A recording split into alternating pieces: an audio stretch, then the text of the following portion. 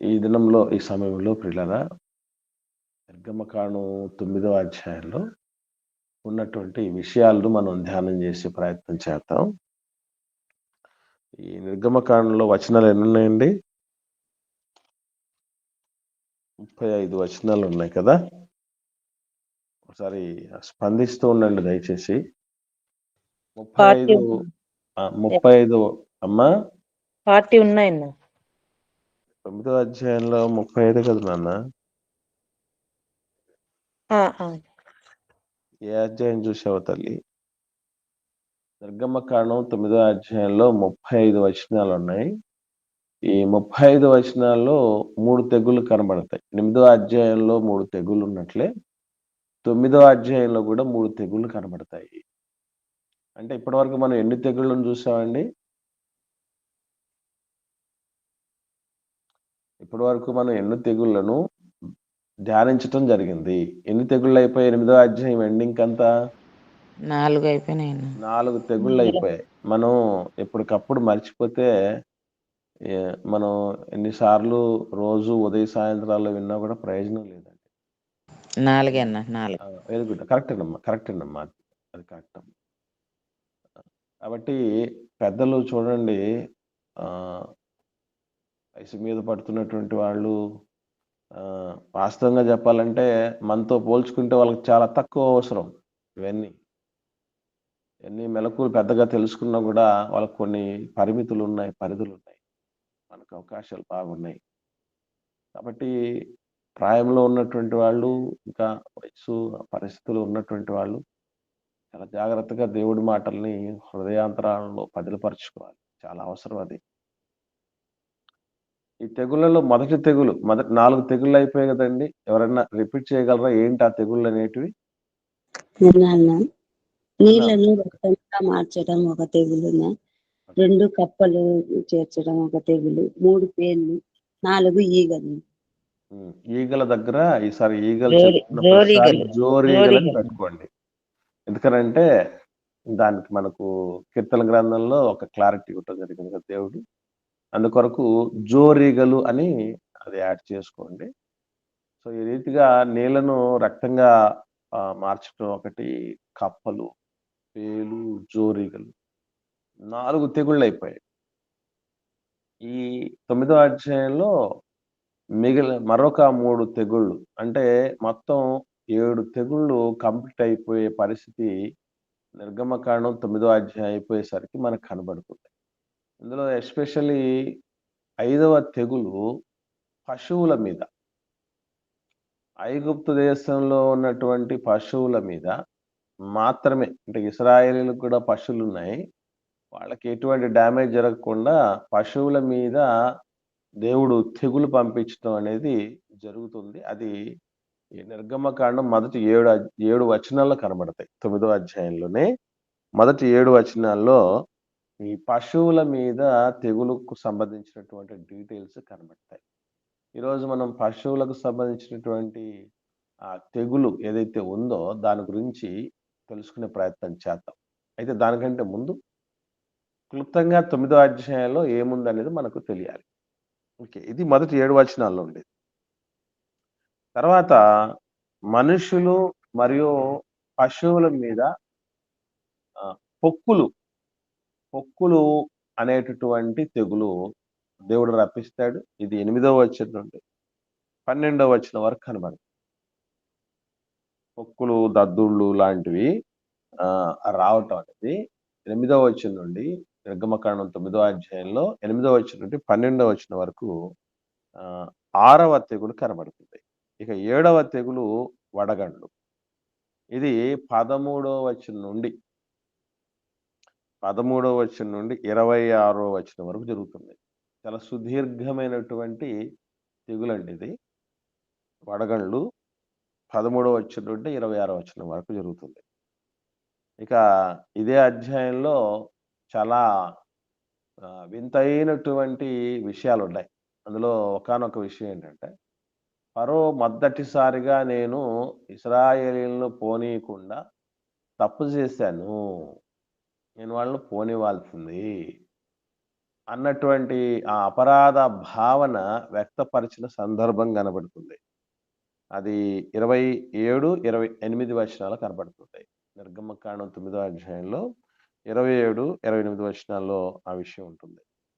ఇక మోషే గారు వడగళ్ళను ఆపించటము, ఆపినా కూడా నువ్వు కఠినపరచబడతావని ముందే అనౌన్స్ చేయటం, అలాగే ఫరో కఠినపరచబడి ఇశ్రాయేలీయులను పోనివ్వకపోవటం, మిగిలినటువంటి అంటే 29వ వచనం నుండి చివరి వచనం, ఈ అధ్యాయానికి చివరి వచనం 35వ వచనం వరకు కనబడుతుంది.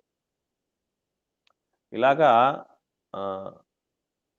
ముందు 4 తెగుళ్ళు 8వ అధ్యాయం వరకు ఉంటే, మిగిలినటువంటి 3 తెగుళ్ళు వెరసి మొత్తం 7 తెగుళ్ళు 9వ అధ్యాయానికి అయిపోతాయి. 5వ తెగులు ఏంటండి? 5వ తెగులు ఏంటి? పశువుల మీద, ఐగుప్తీయుల పశువులన్నింటికి తెగులు రావటం. 6వ తెగులు దద్దులు, పొక్కులు రావటం. 7వ తెగులు వడగండ్ల వాన, వడగండ్ల వర్షం. వడగండ్ల కురిపించి వాళ్ళకు కడగండ్లను మిగిల్చటం అనేది మనం చూస్తాం. సో టూకీగా చెప్పాలంటే ఈ 9వ అధ్యాయంలో 3 తెగుళ్ళు కనబడతాయి. ఈ 3 తెగుళ్ళ తాలూకు విషయాలు కూడా సువిశేషంగా చాలా ప్రత్యేకంగా ఉంటాయి. ఈవెన్ ఫరో యొక్క స్పందన కూడా తొలిసారి ప్రత్యేకంగా మనకు కనబడుతుంది. ఈ విశేషాలన్నీ కూడా మనం నేర్చుకునే ప్రయత్నం చేద్దాం. నిర్గమకాండం 9వ అధ్యాయంలో మొదటి 7 వచనాలు ఈ సమయంలో మనం ధ్యానం చేద్దాం. నేను చదువుతాను చూడండి. నిర్గమకాండం 9వ అధ్యాయము మొదటి వచనం నుండి. తర్వాత యెహోవా మోషేతో ఇట్లనెను, నీవు ఫరో యొద్దకు వెళ్ళి నన్ను సేవించుటకు నా ప్రజలను పోనిమ్ము. నీవు వారిని పోనీయనొల్లక ఇంకనూ వారిని నిర్బంధించిన ఎడల, ఇదిగో యెహోవా బాహుబలము పొలములోనున్న నీ పశువుల మీదికిని, నీ గుర్రముల మీదికిని, గాడిదల మీదికిని, ఒంటెల మీదికిని, ఎద్దుల మీదికిని, గొర్రెల మీదికిని వచ్చును. మిక్కిలి బాధాకరమైన తెగులు కలుగును. అయితే యెహోవా ఇశ్రాయేలీయుల పశువులను ఐగుప్తు పశువులను వేరుపరచును. ఇశ్రాయేలీయులకున్న వాటన్నిటిలో ఒక్కటైనను చావదని హెబ్రీయుల దేవుడగు యెహోవా సెలవిచ్చుచున్నాడని అతనితో చెప్పుమని. మరియు యెహోవా కాలము నిర్ణయించి, రేపు యెహోవా ఈ దేశంలో ఆ కార్యము జరిగించును అనెను. మరునాడు యెహోవా ఆ కార్యము చేయగా ఐగుప్తీయుల పశువులన్నీ చచ్చెను గాని ఇశ్రాయేలీయుల పశువుల్లో ఒక్కటియు చావలేదు. ఫరో ఆ సంగతి తెలుసుకొన పంపినప్పుడు ఇశ్రాయేలు పశువుల్లో ఒక్కటియు చావలేదు. అయినను అప్పటికిని ఫరో హృదయం కఠినమైనందున జనులను పంపకపోయెను. ఇది 5వ తెగులు తాలూకు విషయం అండి. ఇందులో మనం తెలుసుకోవాల్సినటువంటి ప్రాముఖ్యమైన విషయం ఏంటంటే, ఈ 5వ తెగులు పశువులు అన్న పదాన్ని వాడటం జరిగింది చూడండి. 4వ వచనంలో క్లారిటీగా ఏం చెప్పడం ఉందంటే, ఇశ్రాయేలీల పశువులు, ఐగుప్తు పశువులు అన్నట్టు. పశువులు అన్నటువంటి ఈ పద ప్రస్తావన ఏదైతే చేశారో అది మొత్తం అన్ని పశువులను సమగ్రంగా వాటికి వర్తింపజేసేటటువంటి మాటది. ఇప్పుడు నువ్వు మనిషివా పశువా అంటారు. అంటే పశువులో ఏ పశువు అన్నట్టు? మనిషిని అంటూ ఉంటారు కదా, నువ్వు మనిషివా పశువా అంటారు కదా. ఏ పశువు చెప్పినట్టు? పర్టికులర్గా ఏ పశువు గురించైనా చెప్పినట్లా? అవునా, దేని గురించి అన్నట్టమ్మా? పశువు అంటే ఇవేనా, బర్రెల ఎనిములే. కానీ వాస్తవం ఏంటి అంటే, పశువు అన్నటువంటి పదం ఇప్పుడు మనం ఎట్లాగైతే మృగము అంటామండి. మృగం అంటే దేన్ని అంటాం? మృగం అని మృగం అన్నాం అనుకోండి, దేన్ని అంటాం? ఒక సింహాన్ని మాత్రం మృగం అంటాం. అంటే క్రూర జంతువులను మృగాలు అంటారు. అది వాస్తవంగా చెప్పాలంటే మనం మృగములతో అంటాడు దేవుడు. అదృశ్యుడకు దేవుడి మహిమను మృగముల యొక్కయు అంటాడు. మృగములు అన్నటువంటి ఆ పద ప్రస్తావన మనం బేసికల్లీ ఏం చేస్తామంటే పశువు అనగానే ఏదో దున్నకు మాత్రం ఆపాదిస్తాం. మృగం అనగానే సింహానికి మాత్రం ఆపాదిస్తాం. మరి మిగిలినటువంటి నేను అడుగుతున్నాను, మృగముల జాబితాల్లో ఎలుగుబంటి రాదా? మృగముల జాబితాలోనికి ఏనుగు రాదా? పశువుల జాబితాలోకి గుర్రాలు రావా? గాడిదలు రావా? చెప్పండి. కాబట్టి ఈ పద ప్రస్తావన మనం గమనించగలిగితే అది యూనివర్సల్ వర్డ్.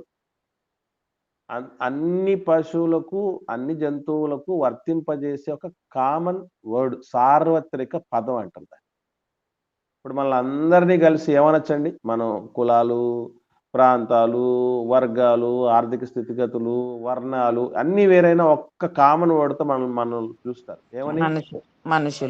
మనుషులు అని. అలాగే పశువులు అన్నటువంటి ఒక కామన్ వర్డ్ వాడాడు. కానీ ఇందులో ఎన్నెన్ని ఉన్నాయి అదే చెప్తున్నాడు. 3వ వచనం చదవండి. 3వ వచనం చదవండి. ఇదిగో యెహోవా బాహుబలము పొలములోనున్న నీ పశువుల మీదికిని, నీ గుర్రముల మీదికిని, గాడిదల మీదికిని, ఒంటెల మీదికిని, ఎద్దుల మీదికిని, గొర్రెల మీదికిని వచ్చును. పశువులు అన్న దానిలో దేవుడు యాక్చువల్లీ అక్కడ 3వ వచనంలో పశువులు వేరు, మిగతా వేరు అన్నట్టు చెప్పాడు. కానీ 4వ వచనంలోకి వస్తే యూనివర్సల్ గా అన్నిటినీ కలిపి ఒకటే పదంతో వాడాడు. అదే పశువులు. పశువులు అనగానే ఏమేమి ఇంక్లూడ్ అయ్యాయి, కలిసాయండి? పశువులు అనగానే గొర్రెలు వచ్చాయి, గాడిదలు వచ్చాయి, ఒంటెలు వచ్చాయి, ఎద్దులు వచ్చాయి. ఇవన్నీ గుర్రాలు, గొర్రెలు, గాడిదలు, ఒంటెలు, ఎద్దులు అన్ని కలగలిపి వచ్చాయి. సో వీటన్నిటినీ కలగలిపి ఒక్క పదంతో దేవుడు ప్రస్తావించడం జరిగింది. అంటే ఒక విషయం చూడండి, ఎందుకు అంత తీక్షణంగా దేవుడి మాటలు పట్టి చూడాలంటే, ఓ మనిషి అనుమానాస్పదంగా చనిపోతే ఏ కారణం చేత చనిపోయాడు అన్నటువంటి దాన్ని ఏం చేస్తే తెలుస్తుందండి? పోస్ట్ మార్టం చేయాలి కదా. పోస్ట్ మార్టం చేయాలి అంటే దాన్ని విడతీయాలి. లోపల భాగాలను చూసి అవి కలర్, అసలు మెదడు కలర్ మారినా, లేదంటే కడుపులోకి పోయినటువంటి మనం ఆహార పదార్థాలు మారినా, కళ్ళు మారినా, అలాగే కొన్ని ముఖ్యమైన అవయవాలు కాలేయం కలరు మారినా, ఇటువంటి వాటి ఇన్నర్ ఆర్గాన్స్ ఏవైతే ఉన్నాయో ఆ కలర్ చేంజ్ అయిన దాన్ని బట్టి కూడా లోపల ఏం జరిగింది, ఏ కారణంతో చనిపోయారు అనేది ట్రేస్ అవుట్ చేయొచ్చు. ఒక శవ పంచనామా చేసినప్పుడు దాని తాలూకు వాస్తవాలు, మిస్టరీ ఎట్లాగా బయటపడుతుందో దేవుడి వాక్యాన్ని కూడా జల్లెడబట్టాలి. అప్పుడే అందులో ఉన్నటువంటి అసలు సిసలు విషయం బయటపడుతుంది. ఇప్పుడు చెరుకు బెల్లంగా మారాలంటే ఎంత ప్రాసెస్ ఉంటుంది? చెరుక బెల్లం పెట్టు అంటే పెట్టదట. దాన్ని గానుగులో వేయాలి, రసం తీయాలి, దాన్ని అనేక రీతులుగా బాయిల్ చేయాలి, మరి కొన్ని కలపాలి, కొన్ని తీసేయాలి. పాపం ఎంత పని. కాబట్టి చెరుకు రసంగానే ఉంటే అది చెడిపోతుంది. చెరుకుగా పెట్టినా కూడా చెడిపోతుంది. కానీ దాన్ని బెల్లంగా మార్చినప్పుడు ఎక్స్పైరీ డేటే ఉండదు. కాబట్టి ఒక రూపాంతరంలోనికి తీసుకురావాలి దేవుడి వాక్యాన్ని. మనకు అందరి దగ్గర బైబిల్ ఉన్నాయి, అందరూ బైబిల్ చదువుతారు.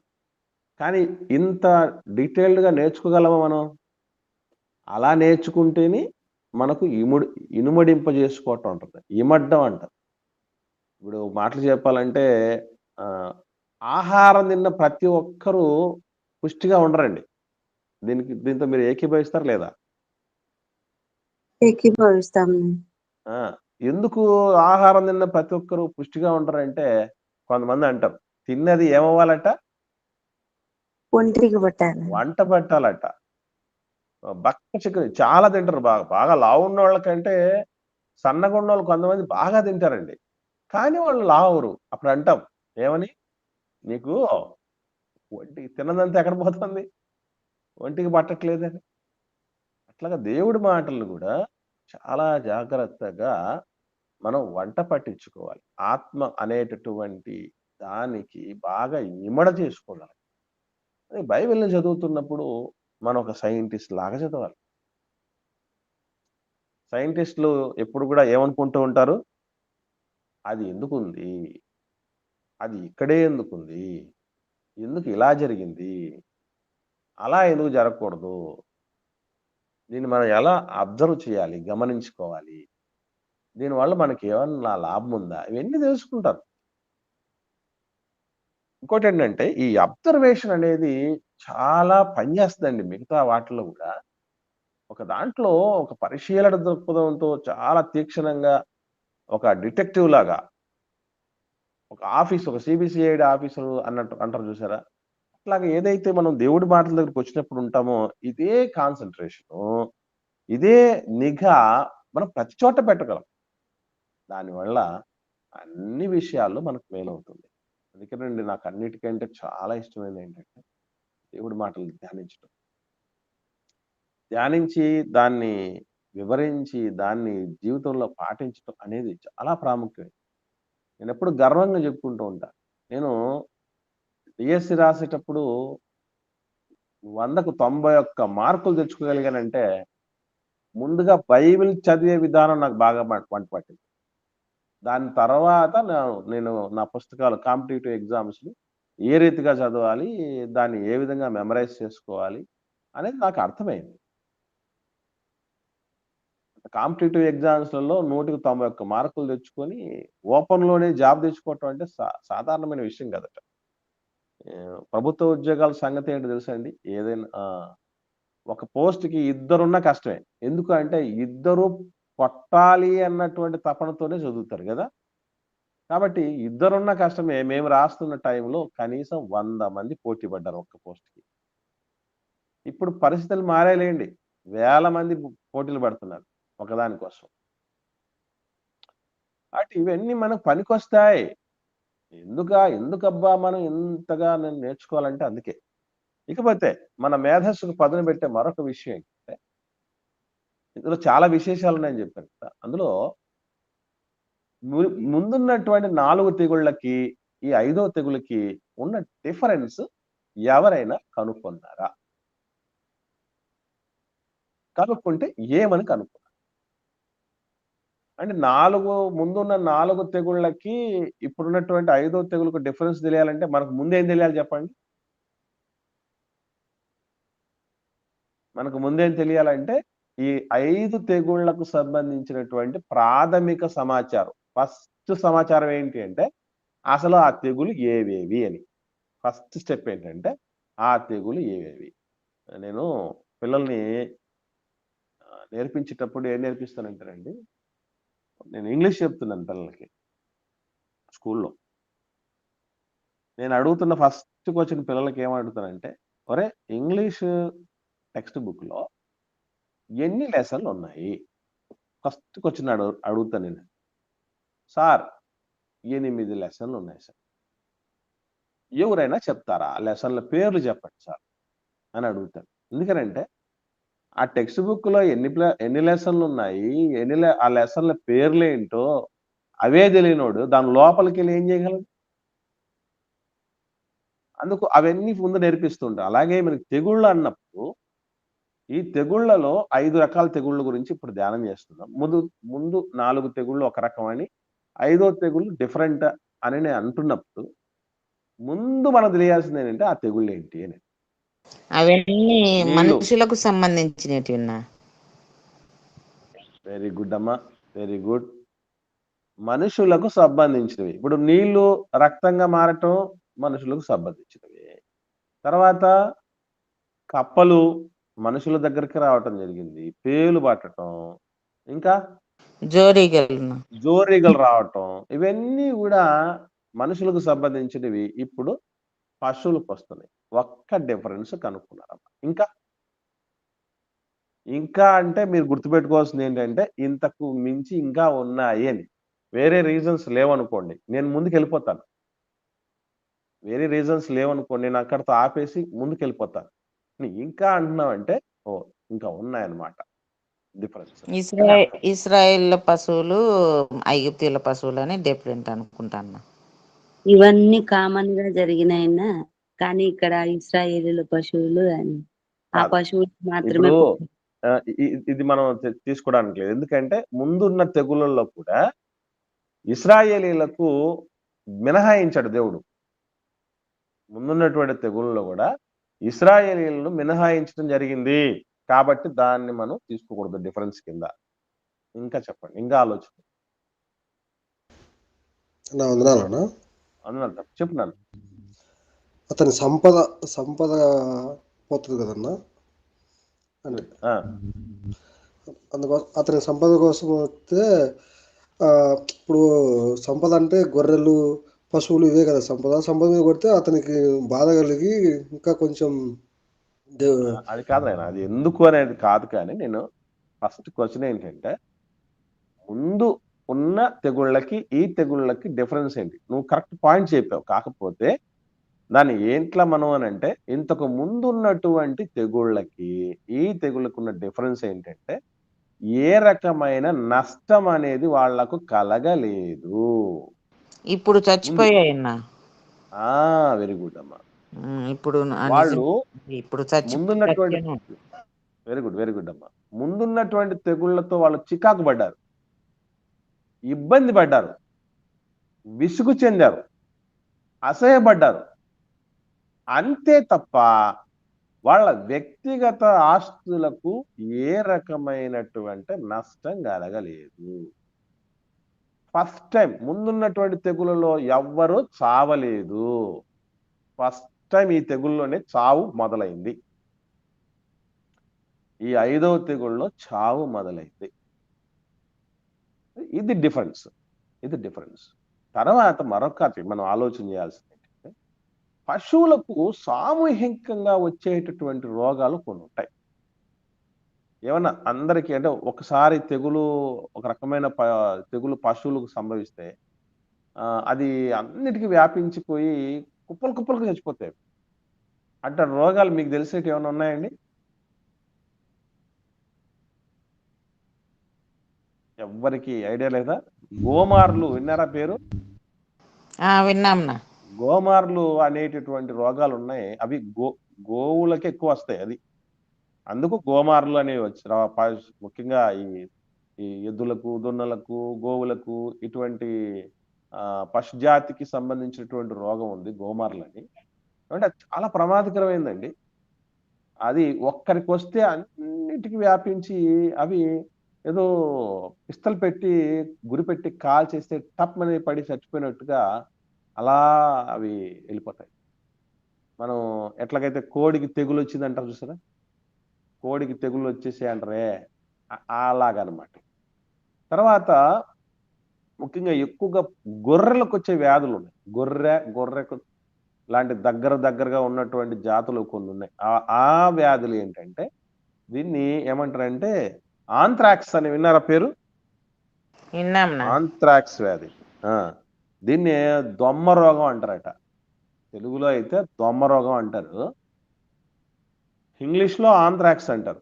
ఇవి కూడా వచ్చినప్పుడు సామూహికంగా చచ్చిపోతాయి.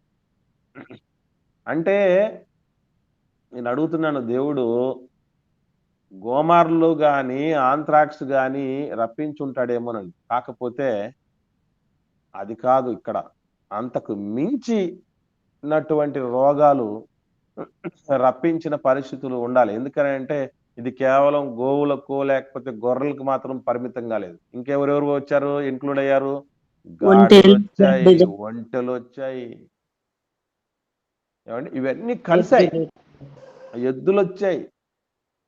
ఇవన్నీ కూడా మనం గమనించగలిగితే వాస్తవంగా మనకంటే ఎక్కువగా ప్రతికూల పరిస్థితుల్లో తట్టుకోగలిగినవండి. అవి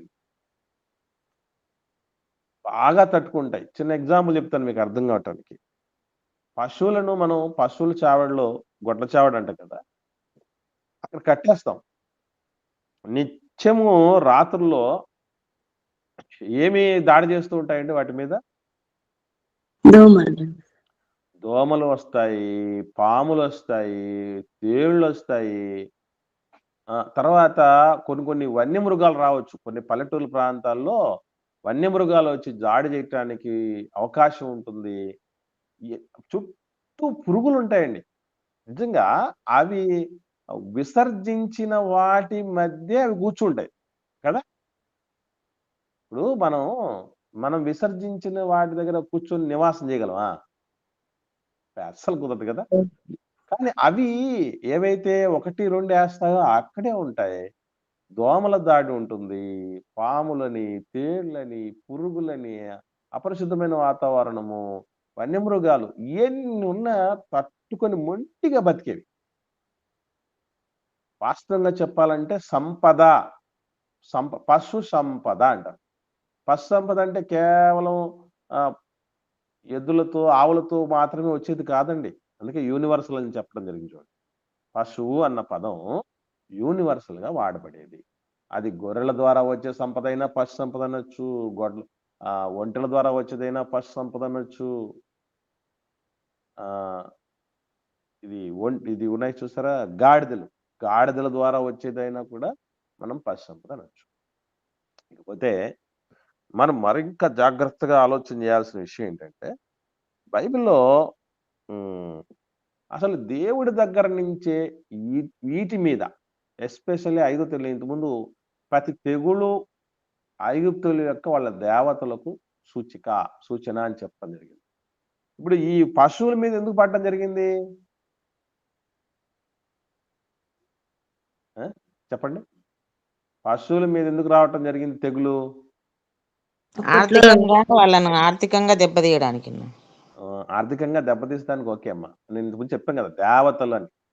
ఐగుప్తుల దేవతలంటే పశువులను దేవుళ్ళుగా, దేవతలుగా పూజించేటటువంటి ఆచారం వాళ్ళకుంది. ఇప్పుడు ఏదో మన దేశంలోనే ఉందనుకునేది కాదు.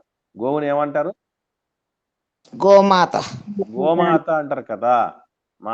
గోమాత అనే ఉద్దేశంతో ఏదో ఆవు ఇంటి దగ్గరకొస్తే చాలా మంది ఆహ్, వాళ్ళు ఏవో కొన్ని ఖచ్చితంగా ఏదో ఒకటి పెట్టి పంపిస్తారు. ఏదో అడుక్కుతిని మనిషి వచ్చినా కూడా కాళ్ళు, చేతులు ఖాళీలు పోయిరాపో అని అంటారు గానీ, ఆవు వచ్చినప్పుడు మాత్రం ఏదో ఒకటి పెట్టేటువంటి పరిస్థితి. మీకో విషయం తెలుసో తెలీదో? కొత్తగా ఇల్లు కడితే ఏం చేస్తారండి హైందవ సోదరులు? తీసుకొని పోతారు నా ఇంట్లోకి. అసలు ఒకాయన ఏం చేశాడంటే హైదరాబాద్‌లో 7వ అంతస్తులో ఇల్లు కట్టుకున్నాడు. ఏది? అపార్ట్‌మెంట్‌లోనండి. ఇప్పుడు 7వ అంతస్తు దాకా పోవాలి పశువు. అక్కడ దాన్ని స్టెప్పుల ద్వారా తీసుకెళ్ళలేం. ఎక్కడ తీసుకెళ్ళాలి ఇప్పుడు? లిఫ్ట్‌లో తీసుకెళ్తారు. లిఫ్ట్‌లో తీసుకెళ్ళాలి. లిఫ్ట్‌లో పెడితే అది దాంట్లో పట్టట్లేదు. ఎట్లాగో కుక్కి అన్నా తీసుకుపోవాలని చూసి దాన్ని లిఫ్ట్‌లోనే చంపేశారు. ఇప్పుడు చాలామంది నాకు మన హిందూ దే దేవుళ్ళకి సంబంధించినటువంటి ఆహ్, ప్రవచనకర్తలు వాళ్ళు ఉంటారు కదండీ! లీడర్స్. ఇప్పుడు మేము ఎట్లాగైతే క్రైస్తవ్యానికి ప్రతినిధులంగా సేవకులుగా ఉంటున్నామో అట్లా కొంతమంది ఉంటారు కదా! అందులో గరికపాటి నరసింహారావు గారు అనే ఆయన ఒక మాట చెప్తాడు. మీరు గోమాత, గోమాత అంటున్నారు. దాన్ని ఎంత దుస్థితిలో పెట్టామంటే మనం, తన బిడ్డకు తాను పాలివ్వలేని దుస్థితిలో ఉంది. అదేం మాత? అదేం దేవత? అని మాట్లాడడం జరిగింది. నిజమే గదా! ఈరోజు ఒక గోవుకి గోవు తన బిడ్డకే పాలివ్వలేని పరిస్థితిలో ఉంది. తీసుకెళ్ళిపోయి మనం తాగేస్తాం. వాస్తవంగా చెప్పాలంటే సత్యం చెప్పాలంటే పాల యొక్క అవసరత కొంతవరకే మనకి. సృష్టిలో జీవరాశుల్లో మనం బాగా గమనిస్తే ఏ తల్లి కూడా ఒక వయసొచ్చేంత వరకు మాత్రమే పాలివ్వటం జరుగుతుంది. ఆ తర్వాత పాల అవసరత లేకుండా పోతుంది. అవునా కాదా చెప్పండి? ఇప్పుడు జాయిన్ అయిన వాళ్ళు మీలో పాలు తాగేవాళ్ళు ఎంతమందున్నారు? పాలంటే ఇప్పుడు మనం ఏదో పాలు తెచ్చుకొని టీ తాగి, కాఫీ తాగి, బూస్టు, హార్లిక్స్, బోర్న్‌విటా ఇయి కాదు. అమ్మ పాలు తాగేవాళ్ళు. తల్లి దగ్గర. అమ్మ దగ్గర, తల్లి దగ్గర ఎందుకనంటే అవి అంతవరకే అవసరం. మీకు క్వశ్చన్ చెప్పమంటారా? సో కాల్డ్ రోగాలు రావటానికి పాలకు సంబంధించిన ప్రొడక్ట్స్ తీసుకోవటమేనండి. కాబట్టి సాధ్యమైనంత మేరకు ఆ పాలకు సంబంధించిన ఉపయోగం మానేయండి. ఒకవేళ తప్పదు అనుకుంటే పశువుని పెంచుకొని ఇంజెక్షన్లు ఏమి వేయకుండా న్యాచురల్గా వచ్చిన పాలను తీసుకొని వాడండి. అది అవసరమైతే తప్ప. ఎందుకంటే మజ్జిగ చాలా మేలు చేస్తుంది, ఆరోగ్యానికి మంచిది. ఇక అంతకు మించి వేరే మనం ఆలోచన చేయాల్సిన అక్కర్లేదు. పాలు లేకపోతే ఎవడు చచ్చిపోడు. నేను పాలు తాగట్లేదండి, మానేశాను. పాలు, టీ, కాఫీ అన్నీ మానేశాను. నేనేం చావట్లేదే. కాబట్టి దానివల్ల ఎవరు చచ్చిపోరండి. పశువుని ఒక దేవతలాగా భావించినటువంటి పరిస్థితుల వల్ల దేవుళ్లకు, దేవతలకు ప్రతినిధులుగా ఉన్నటువంటి, మీకు విషయం తెలుసో తెలియదు, ఇప్పటికీ మన సాటి సోదరులు, హిందూ సోదరులు ఏం తాగుతారు చెప్పండి? గోమూత్రం. గోమూత్రం తాగుతారు. గోమూత్రం అబ్బో అది అమృతం కంటే గొప్పదని డైరెక్ట్ గా మూత్రం తీసుకుపోయి తాగేటటువంటి వాళ్ళే కూడా ఉన్నారు. ఇంక ఈ మధ్యకాలం ఇంకొకటి కూడా చూశాను, పేడను తింటున్నారండి. అది వదిలేసినటువంటి పేడను తింటున్నారు. అంత పిచ్చి వచ్చేస్తుంది. ఇప్పుడు గోశాలలు అనేది కూడా ఏర్పాటు చేయడం. వీళ్ళేం పిచ్చోళ్ళండి, పెద్దగా భయంకరమైనటువంటి విగ్రహారాధులుగా ఉన్నటువంటి వాళ్ళు ఐగుప్తీయులు. అందుకే జీవము కలిగినటువంటి దేవుణ్ణి వదిలిపెట్టేసి, మాట్లాడలేని, స్పందించలేని, కష్టకాలంలో మనల్ని ఆదుకోలేని, కరుణించలేని, కాపాడలేని, వృద్ధి చెందించలేని, పరలోకానికి నడిపించలేని, ఉన్నత దశను కలిగించలేనటువంటి వాటి మీద దేవుడు సమరశంఖాన్ని పూరిస్తాడు. అందుకే దేవుళ్ళుగా ఎవరైతే మీరు భావిస్తున్నారో, మీ దేవుళ్ళుగా పిలువబడుతున్న అన్నింటిని నేను చంపేస్తాను. మీ సంపద, మీ ధైర్యం ఏదైతే ఉందో దాని మీద నేను దెబ్బ కొడతానండి దేవుడు అంటాడు. ఎప్పటికైనా గుర్తుపెట్టుకోండి, ఈ భూమి మీద ఏ ఒక్కరు మన ధైర్యం అనుకున్నా దెబ్బతింటాం పిల్లలు. పాట పాడడం ఒకటి కాదు, మనం కూడా ఏమని, యెహోవా నా బలమా. నిజంగా ఆ దేవుడే మన బలంగా ఉంటే దాన్ని ఎవడు దెబ్బ కొట్టలేడు. కానీ ఎవరిని బలం అనుకుంటామో ఆ బలం నిలబడదు ప్రియులారా, మర్చిపోకండి. కొంతమంది వయసులో ఉన్నప్పుడు, కొంచెం వయసు మీరినటువంటి వాళ్ళు రోగాలు వచ్చినప్పుడు, వయసులో ఉన్నవాళ్ళు ఈ స్వయంతో ఏం చేస్తారంటే, ఈ ప్రాయంతో వాళ్ళు అవహేళన చేస్తారు రోగం వచ్చిన పెద్దోళ్ళని చూసి. అంత అయిపోయింది, వేస్ట్ నువ్వు, అది ఇది. వాడికి ఎప్పుడు అర్థమవుతుంది తర్వాత? వాళ్ళకి రాకపోదా? ఇప్పుడు అత్తను విమర్శించే కోడళ్ళు ఉన్నారనుకోండి, కోడళ్ళు అణిగిమణిగి ఉండాలంటే ఒకటి గుర్తుపెట్టుకోవాలి. ఏమని చెప్పండి? మేము కూడా ఆ స్థాయికి వస్తామని గుర్తు. మనం కూడా ఒకరోజు అత్తలం అవుతాం అనేటువంటి బుద్ధి జ్ఞానం ఉంటే కోడళ్ళు బుద్ధిగా ఉంటారు కదా. అట్లాగే ఇప్పుడు అత్తలు కూడా బుద్ధిగా ఉండాలనుకోండి, నేను కూడా ఒకప్పుడు కోడల్నే అని గుర్తుంటే అత్తలు బాగుంటారు. ఈ ప్రపంచంలో కుటుంబంలో చల్లగా కాపురాలు సాగాలంటే వీళ్ళిద్దరు బాగుండి చాలండి. ఎవరిద్దరు? అత్త కోడలు. ఇప్పుడు అక్క సుజాతకు పెద్ద కష్టం రాబోతుంది భవిష్యత్తులో. Coming soon. ముందుండి in front there is crocodile festival అంటారు కదా, అట్లా ఉంది పరిస్థితి. అసలు శిశుల విషయం తెలియాలంటే మీరు గుర్తుపెట్టుకోండి, మనుషులకు సంబంధించిన అసలు రూపాలు బయటపడాలంటే వాళ్ళు ఆ పాత్రలోకి వెళ్ళాలి. అంటే ఒక ఆడకూతురు అత్త పాత్రలోకి వెళ్తే, అత్త పాత్రలోకి వెళ్ళినా మంచిగా బుద్ధిగా ఆదర్శప్రాయంగా ఉందనుకోండి, మహాతల్లి అని అర్థం. 2 చేతులు ఎత్తి నమస్కారం పెట్టచ్చు. అలాగే ఒక ఆడకూతురు కోడలు పోస్టులోకి వెళ్ళిన తర్వాత కూడా బాగుందనుకోండి, ఆమె మంచి బిడ్డ అని అర్థం. కానీ చిత్రం ఏంటి చెప్పమంటారా? ఎప్పుడైతే ఈ పాత్రలు వచ్చేస్తారో లోపల నుంచి ఎవరు బయటకు వస్తారండి? లోపల ఎవరున్నారు? ఎవరు ఉంటారు? నేను చెప్తే బాగుండదని మీ చేతను చెప్పిస్తున్నాను. చెప్తారా లేదంటే నేను చెప్పమంటారా? అత్త కోడల సూర్యకాంత గురించి పాట, అత్త కోడల దానికంటే కొంచెం పెద్ద పదం ఉందమ్మా. అత్త కోడలకు సంబంధించి పాట రాసేటప్పుడు అదే నేను ప్రస్తావించాను. గుర్తురాలేదు ఎవరికి? ఉత్తమరాలు. ఏమ్మా? ఆడదానికి ఆడది శత్రువు అన్నా. కాదమ్మా, మొదటి చరణం ప్రారంభం క్లూ చెప్తున్నాను. అత్తలేని కోడలు ఉత్తమరాలని. కాదమ్మా, మీరు పాట వినలేదేమమ్మా ఎస్తేర్ రానమ్మ గారు. నేను అత్త కోడల మీద రాసిన పాట వినలేదు. ఆడదానికి ఆడదే శత్రువు అన్నారు. మొదటి చరణం అంటే ఇంకా ఇప్పటికి ఎవరికి గుర్తురాలే. మగ బిడ్డ పెద్దవగాని రక్కసి అన్న కోడలు రక్కసి రక్కసి రాను అంటే లోపల ఉన్న ఎవరు బయటకు వస్తారు? రాక్షసి. వాళ్ళు బయటకు వస్తారు. అప్పుడు ఆ పాత్రకి ఏం పవరోనండి మొత్తానికి.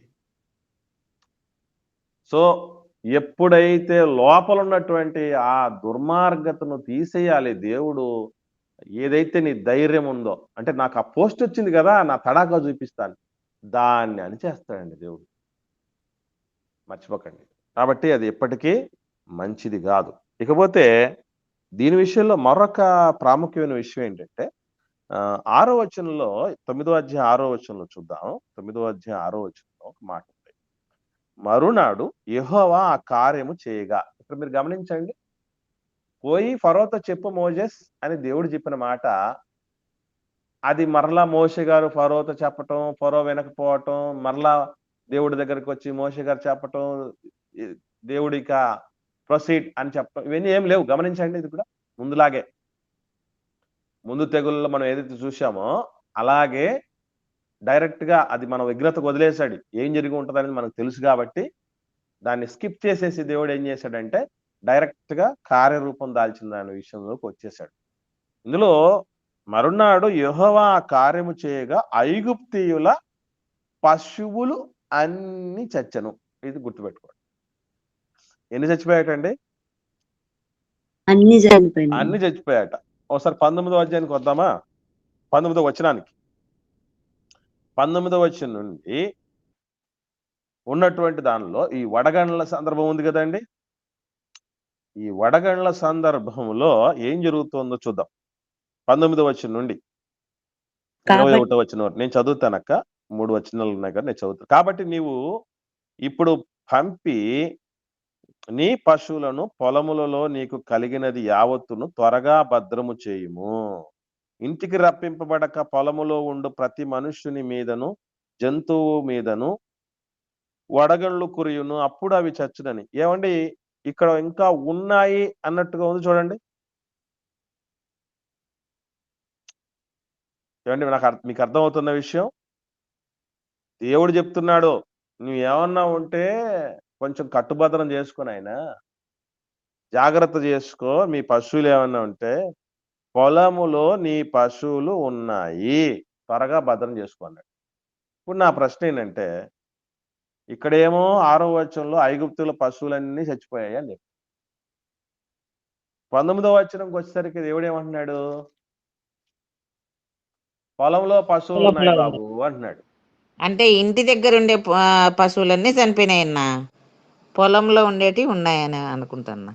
ఓకే, ఇంకా మరి ఐగుప్తీయుల పశువులన్నీ అంటే అందులో ఇంటిలోటివి బయటవి వాటిలో ఏమైనా మినహాయింపులు ఉంటాయంటారా?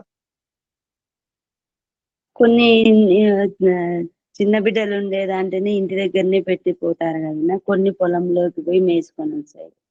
ఓకే, నా ప్రశ్న ఏంటంటే, దేవుడు చంపేయాలనుకుంటే ఇంటి దగ్గర ఉండే వాటిని మాత్రమే చంపేసి పొలంలో ఉన్న వాటిని చంపలేడా? చంపగలడు.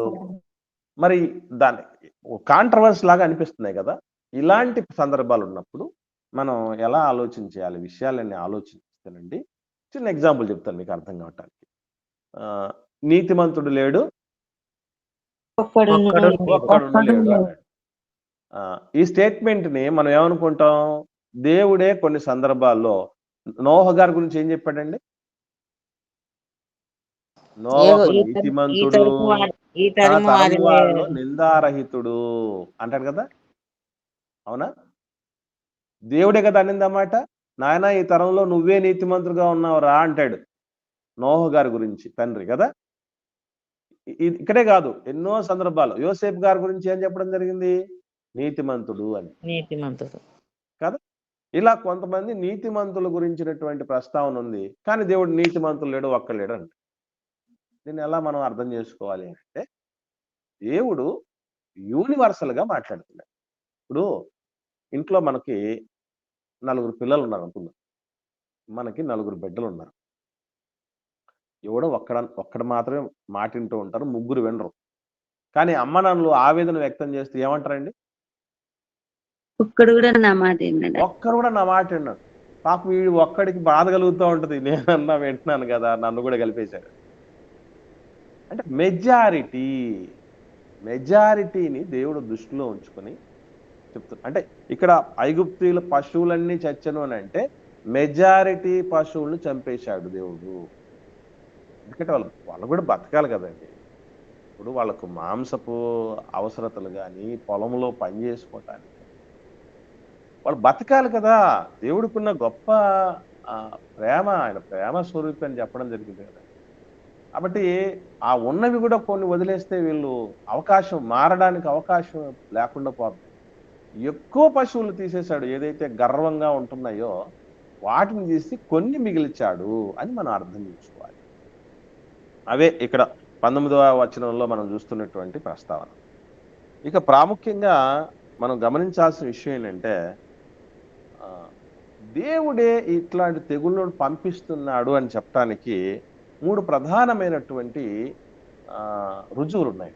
3 ప్రధానమైన రుజువులు ఉన్నాయి. అందులో మొట్టమొదటి రుజువులు ఏంటంటే, దేవుడు పంపితే డ్యామేజ్ ఎక్కువ ఉంటుంది, యూనివర్సల్ డ్యామేజ్ ఉంటుంది. అంత డ్యామేజ్ మానవుడు చేయలేడండి, మానవ మాత్రం చేయలేడు. ఎందుకంటారండి, ఇప్పుడు దేశంలో ఎన్ని పశువులు ఉంటాయండి, గొర్రెలు ఎన్ని ఉంటాయి, తర్వాత ఆ గాడిదలు ఎన్ని ఉంటాయి, గుర్రాలు ఎన్ని ఉంటాయి, ఒంటెలు ఎన్ని ఉంటాయి, ఎన్నిటి చంపాలనుకో అయితే అవుతుందండి. ఎక్కడెక్కడ ఉన్న వాటిని చంపాలంటే అవుతుందండి. చంపడానికి మనిషి వస్తున్నాడు, పరిగెత్తి పారిపోయినా కొన్ని మిగులుతాయి కదా. సో ఎక్కువ యూనివర్సల్ గా డ్యామేజ్ చేయగలుగుతున్న పరిస్థితి ఉందంటే అక్కడ దేవుడు ప్రెజెన్స్ ఉంది, ఇది దేవుడి వల్లే కలిగింది అని మనం అర్థం చేసుకోవాలి. ఇక రెండవ విషయం ఏంటంటే, ప్రత్యేకత ఉంటుంది. దాంట్లో ఒక ప్రత్యేకమైనటువంటి గుణం ఉంటుంది. ఏమిటి ఆ ప్రత్యేకత అంటే, కేవలం ఐగుప్తీయుల పశువులకు మాత్రమే టార్గెట్, ఇశ్రాయేళ్ల పశువులు నో టార్గెట్. వాళ్ళ పశువులకి ఏం కాదు. ఇలా చేయగలిగింది దేవుడు మాత్రమే. మీకు అర్థమవుతుందా? కేవలం ఎవరినైతే టార్గెట్ చేశాడో ఆ టార్గెట్ మీదకి మాత్రమే పోవటం దేవుడి స్పెషాలిటీ. మానవుడు చేస్తే ఎట్లా ఉంటుంది చెప్పండి. ఇదిగో మానవుడిది ఎలా ఉండదంటే, ఒక మాట చెప్తాను. ఒకసారి ఓ రాజ్యంలోనికి 2 దొంగలు పడ్డారు. ఆ దొంగలు ఎవరో తెలియడం లేదు, తప్పించుకున్నారు. రాజు ఏం చేశాడు అంటే, మొత్తం రాజ్యంలో ఉన్న మగవాళ్ళందరినీ తీసుకొచ్చి వాసాలకు కట్టేసి భయంకరంగా కొట్టిస్తున్నాడు కొరటాలతో. మరి ఎందుకు వాళ్ళు కొడుతున్నారంటే అప్పుడు చెప్పాడట, ఏమని నీలో 2 దొంగలు ఉన్నారు, వాడు బయటికి రావాలి. వాడు బయటికి రావటానికి రాజ్యంలో ఉన్న మగవాళ్ళందరినీ కొడితే ఏమన్నానండి, మానవుడి చర్య అలా ఉంటుందండి.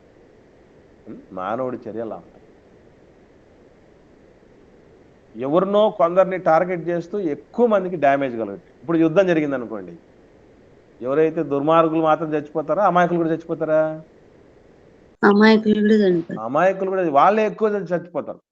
ఎందుకంటే ఈ దుర్మార్గుడు తప్పు చేసిన వాడు తప్పించుకోవాలని వాళ్ళు అలర్ట్గా ఉంటాడు స్టార్టింగ్ నుంచి. కాబట్టి వాడికి డ్యామేజ్ చాలా తక్కువ జరుగుతుంది.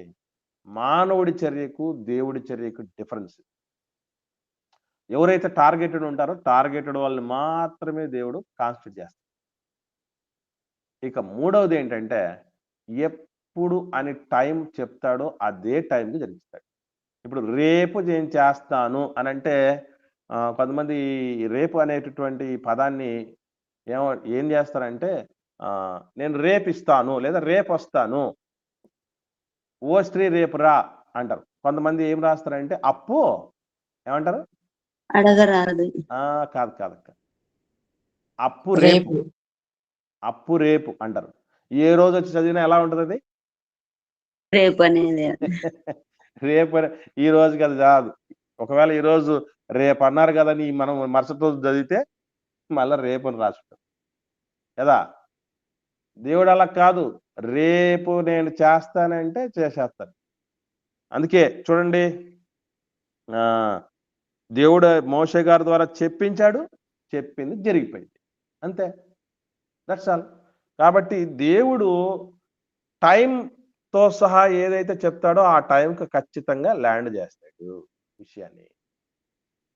మనకు కూడా అంతే, మనకు పలానా టైంలో వీడిని లేవనెత్తాలి అని ఆయన దృష్టిలో ఒక టైం అనేది ఉంటుంది. అందుకే ప్రభువు దేవుడు తగిన సమయమందు మిమ్మల్ని హెచ్చించున్నట్టు అన్నాడు. కాకపోతే మనకు తెలియని విషయం ఏంటంటే ఆ సమయం ఏదో మనకు తెలియదు. మనం ఏమనుకుంటాం, ప్రభువా ఇదే రైట్ టైం అంటే దేవుడు తెలియదు మరి ఏది రైట్ టైం అనేది. ఈ టైంలో నన్ను ఎలివేట్ చేయి, నన్ను లేవనెత్తు, నన్ను అది చేయి, నన్ను ఏమంటే అసలు మనం గుర్తుపెట్టుకోండి, మనం దేవుడికి పిల్లలమే. మనం అన్ని అడిగితేనే మన అమ్మనాలు చేస్తున్నారండి మనకి. ఇదిగో ఎండాకాలం వస్తుంది, నూలు బట్టలు పెట్టు అని చెప్తారేంటి పిల్లలు. చలికాలం రాబోతుంది, స్వెటర్లు కావాలి, నాకు ఆకలి అవుతుంది, అన్నం తయారు చేసి పెట్టు. మనం ఏం అడగవే. పసిబిడ్డల దగ్గర నుంచి ఉన్నప్పుడు వాడికి పుట్టినరోజు చేసేది మనమే. కేకు తెచ్చి తేకపోతే నేను నిద్రపోనని కానీ తిన్నాను కానీ మారాన్ చేయడు కదా పసిపిల్లలు. కొత్త బట్టలు తెచ్చేసి డెకరేషన్ చేసి భోజనాలు పెట్టి ప్రేయర్ మీటింగ్ ఏర్పాటు చేసి ఎన్ని మనం చేసేస్తాం బిడ్డలు అడగకపోయినా. ఎందుకంటే రైట్ టైం ఇది. ఇప్పుడు పుట్టినరోజు, అమ్మాయి పుట్టినరోజు కాబట్టి ఈ టైంలో నా బిడ్డల్ని నేను ఇంకా ఆనర్ చేసుకోవాలి. వాళ్ళ బ్లెస్సింగ్, దేవుడి దయలోను మానవుడి దయలోను వాళ్ళు ఇంకా ఎదగలగాలన్నటువంటి ఆ సెన్స్, ఆ టైం వచ్చేసిందని దేవుడు తెలుసు, అమ్మ నాన్నకు తెలుసు. చాలా మంది యవ్వన బిడ్డలు కూడా తెలుసుకొని ఒక సత్యం ఏంటంటే, ఆకలైతే అన్నం పెట్టిన అమ్మ నాన్నకు, బట్టలు పెట్టినటువంటి అమ్మ నాన్నలు, చదువులు చదివించిన అమ్మ నాన్నలు రేపు నీకు ఒక తోడు కావాలని తెలీదా? యవ్వన బిడ్డలు తొందరపడుతూ ఉంటారు చాలా మంది, జీవితాలను చేతిలోకి తీసుకుంటూ ఉంటారు, వాళ్ళకి ఇష్టమైనటువంటి వాళ్ళను సెలెక్ట్ చేసుకుని వెళ్ళిపోతూ ఉంటారు. అదే జరుగుతుంది పొరపాటు. నేను మొత్తానికి ఏం చెప్పదలుచుకున్నానంటే, దేవుడు హెచ్చించే టైం దేవుడికి తెలుసు. ఆ టైంను నువ్వు నేను చేతిలోకి తీసుకో. కాబట్టి ఏ టైంలో దేవుడు ఏది జరిగించాలనుకుంటాడో అది తప్పక జరిగిస్తాడు.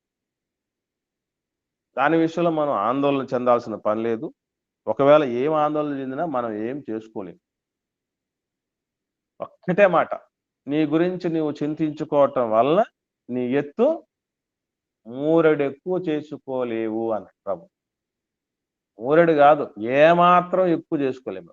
అందుకే నేను చింతించుటతో నీ ఎత్తు ఏ మాత్రము పెరుగదుగా అని రాశారు పాటలో. ఏం సాధించగలం? ఏదో మన మీద లైఫ్ మీద ఫోకస్ చేసి కాన్సన్ట్రేట్ చేసి, అది అసలు ఎప్పుడైతే కాన్సన్ట్రేట్ చేస్తామో అప్పుడే దరిద్రంగా తయారవుతాం. మనం ఏదన్నా కాన్సన్ట్రేట్ చేయటం మొదలు పెట్టామంటే అప్పుడు ఇంకా దారుణంగా ఉంటది. ఏ ప్లాన్ లేకుండా పోతున్నప్పుడే బాగుందిరా బాబు అన్నట్టు ఉంటది. కాబట్టి ప్రియులరా, దేవుడు దగ్గర నుంచి వచ్చాయని చెప్పడానికి 3 సింప్టమ్స్ ముఖ్యమైనవి. మొదటిది ఏంటండి, గుర్తుందా మర్చిపోయారా? మొదటిది ఏంటి? డ్యామేజ్ యూనివర్సల్ గా ఉంటుంది. Huge damage caused by God. Damage అయినా అట్లాగే ఉంటది, ఆయన ఇచ్చేటటువంటి సమృద్ధి దీవెనైనా అలాగే ఉంటది. దీవెనలు ఇచ్చారనుకోండి, ఎట్లా ఇస్తానని చెప్పాడండి? ఏకంగా ఆకాశక వాకిల్లో ఇప్పే. అంటే దేవుడిది పెద్ద చేయండి బాబు, ఆ చెయ్యికి ఎమకలేదంటారే. ఏది ఇచ్చినా ఆయన మార్కు, ఆయన రేంజ్ లో ఇస్తాడు అంతే. అందుకే దేవుడు ఇచ్చేంత వరకు ఉగ్గపట్టుకోవాలి, మనం ఓపిక పట్టాలి. దేవుడు వాగ్దానాలు స్వతంత్రించుకోంటకు ఓరిమి మీకు మరీ అవసరమైనదే అంటారు. పౌలు గారు హెబ్రీయులకు రాసిన పత్రిక. కాబట్టి ఓర్మి చాలా అవసరం. ప్రసన్న బోల్డ్ గారు మీకు తెలుసు కదండి, గుర్తుందా ఎవరికన్నా సిస్టర్? తెలిసిన ఆమె పాట రాసింది. ఆమె ఆమె జీవితానికి ఆ పాటకు అసలు సంబంధమే లేదు. ఏమన్నా తెలుసా అండి? రేగ త్వరపడకు ఓర్చుకో ఓర్చుకో, ఓపిగోడు చిందును ఓర్చుకో అని రాసింది. చాలా అర్థం విన్నా బాగుంది పాట. అర్థం బాగుందమ్మా, కానీ ఆమె జీవితానికి దానికి అన్వయం చేసుకుంటే అది వ్యర్థం. అవునా, సెట్ కాలే. అస్సలు ఏ చిన్న కామెంట్ ఆ గురించి చేసినా మామూలుగా ఉండదు. ఆమె ఆమెదే ఆ రియాక్షన్ పాట, ఆమెదేనన్నా? ఆమె రాసిందేనమ్మా, ఓకేనా. ఆమె రాసిందే. అంటే అందుకే నేను చెప్తున్నాను ఏమనంటే, మనం సూటబుల్ గానట్టుగా కేవలం అంటే ప్రార్థనలు మాత్రమే పరిమితం చేసుకోవటం, మాటకు మాత్రమే పరిమితం చేసుకుంటే మనకు ఆ సిస్టర్కి ఏం పెద్ద డిఫరెన్స్ ఏమి ఉండదు. అంటే మనం ఓపిక మనకు అవసరమైనది. ఓర్పు గొప్ప ద్రోహ కార్యములు జరగకుండా చూస్తుంది. మీ ఓర్పు చేత మీ ప్రాణాలను దక్కించుకుంటాడన్నాడు. దేవుడు తగిన సమయం మంది హెచ్చించు వరకు, ఆయనే హెచ్చించు వరకు మనము తగ్గింపు కలిగి దీన మనసులో ఉండటం ఉత్తమమైన పని. మన బిడ్డల గురించి మనం ఎప్పుడేమనుకుంటూ ఉంటామండి? ఎప్పటికైనా ఉన్నత శిఖరాలకు తీసుకెళ్ళాలి బిడ్డలని. మనం తపన పడం మనం బిడ్డల గురించి. మనమే చెడ్డోళ్ళం అయి ఉండి మన బిడ్డల కోసం ఇంత మంచి సంబంధం చూడాలనుకుంటాం, మంచి ఉద్యోగం తెప్పించాలనుకుంటాం, మంచి ఆస్తి కూర్చాలనుకుంటాం. దేవుడికి ఉండదు ఏంటి ఆ మనసు చెప్పండి? అది చాలా ముఖ్యమైనదండి. ఇశ్రాయేలీయులు అదే అపార్థం చేసుకుని దెబ్బతిన్నారు. ఈరోజు మన మధ్య కూడా చాలా మంది దేవుని పిల్లలు ఇదే పొరపాటు చేస్తున్నారు. అది మంచిది కాదు. ఓకే, ఇది మొదటి 9వ అధ్యాయం నిర్గమకాండంలో మొదటి 7 వచనాల్లో ఉన్నటువంటి తెగులు దేనికి సంబంధించిందండి? పశువులకు సంబంధించింది. చాలా విషయాలు మనం తెలుసుకున్నాం. తర్వాత దినాల్లో మిగిలినటువంటి తెగుళ్ళ గురించినటువంటి డీటెయిల్స్ కూడా మనం తెలుసుకునే ప్రయత్నం చేద్దాం. ఎవరికైనా ఏమన్నా సందేహాలు ఉంటే అడగండి. లేని పక్షాన్ని ఒకరు ప్రార్థన చేయండి, ముగించుకుందాం.